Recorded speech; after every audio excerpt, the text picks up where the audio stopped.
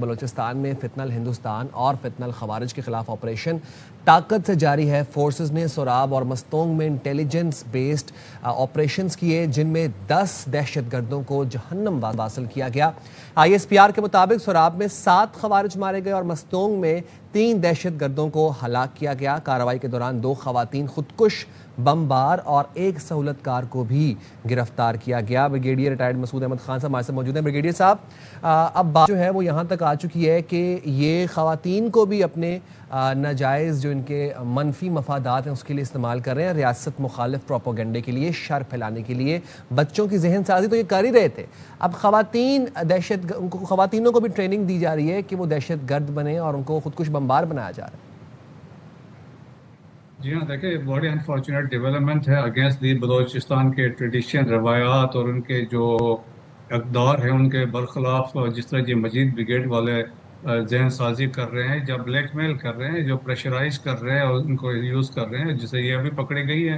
اور پاس میں شہری Baloch was the first one جس نے خود کا حملہ کیا، پھر سمیہ تھی اور پھر بہت ساری پکڑی بھی گئی۔ عدیلہ بلوچ کی ہم نے کہانی بھی سنی، اور ایک نورجہاں تھی وہ پکڑی گئی تھی، اور بہت ساری تھی خواتین تھی جو وڈ بھی سوسائڈل بمبرس تھے۔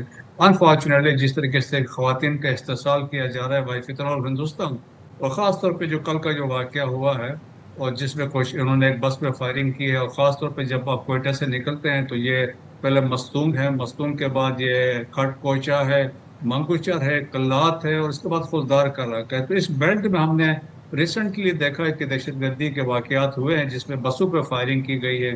اور دیکھیں کہ جب یہ واقعہ ہوتا ہے تو فتنہ الہندوستان ہو، یہ ان کا مقصد ہوتا ہے، ان کے جو ہینڈلرز ہیں را والے کہتے ہیں کہ آپ نے سچویشن کریٹ کرنی ہے، خبر بنانی ہے، خوف پیدا کرنا ہے۔ سو دیٹس وائی اس طرح پیسنجر بسوں پہ، اور پاس میں اگر مساخیل میں ہمیں یاد ہے یہاں پہ 30 نان لوکلز تھے وہ شہید کر دیے گئے تھے، 10 بسیں جلائی گئی تھی، اور اسی طرح مستونگ میں بھی کل 3 جو LNG کے بوزرز تھے وہ بھی جلائے گئے۔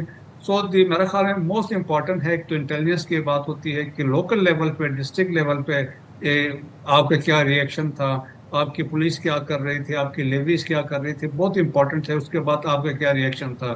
ہر ٹائم ایکسپیکٹیشن کی جاتی ہے کہ آرمی آئے گی، FC آئے گی، اور پاس میں ایسے واقعات میں جس میں لیویز وہاں پہ موجود تھی، 500 میٹر پہ تھی، they did not react، لیکن FC وہاں پہ پہنچ گئی تھی۔ آرمی آتی تو آرمی یا FC تو آرڈرز کی ویٹ نہیں کرتی ہے۔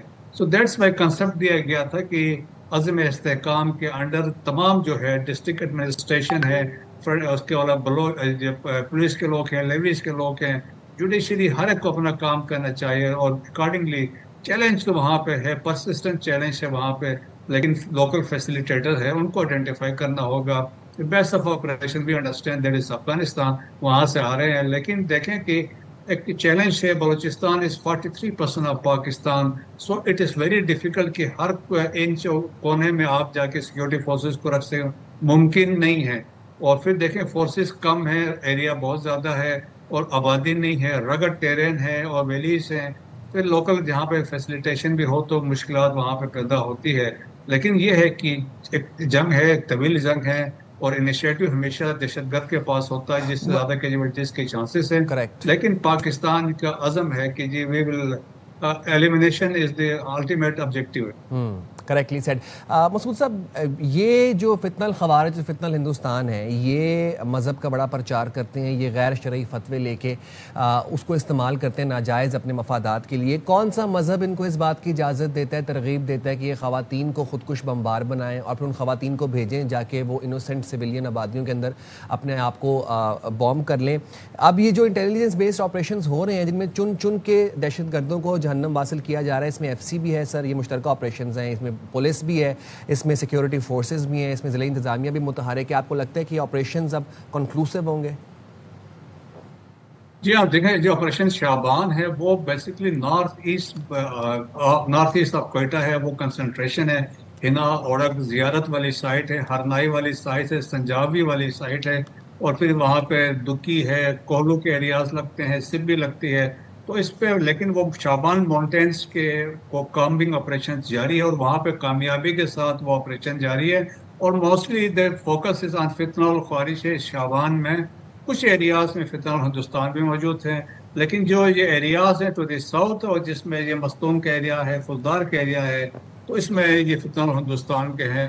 تو صرف دیکھیں کہ ہے دہشت گرد کم ہے لیکن خبر بناتے ہیں، امپیکٹ کریٹ کرتے ہیں. پھر جس طرح انڈین میڈیا اس کو اٹھاتا ہے، افغان میڈیا اٹھاتا ہے، سوشل میڈیا میں خبر لگاتے ہیں اور اس کو پروجیکٹ کیا جاتا ہے اور اس کو میکسیمم لوگوں کو پھیلایا جاتا ہے.